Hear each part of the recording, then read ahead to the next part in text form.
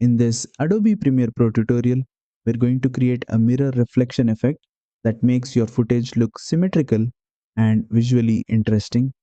This effect reflects part of your frame across a line, so one side of the video becomes a mirrored version of the other.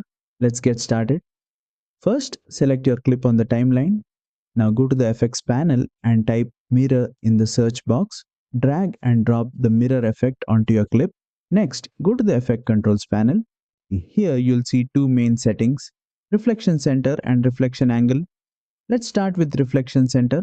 This controls where the mirror line appears in your video. If you move the value left or right, the reflection line shifts across the frame.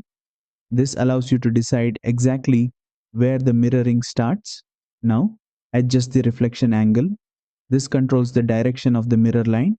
For example, when the angle is 0 degrees, the reflection line is vertical. This means the left and right sides of the frame will mirror each other.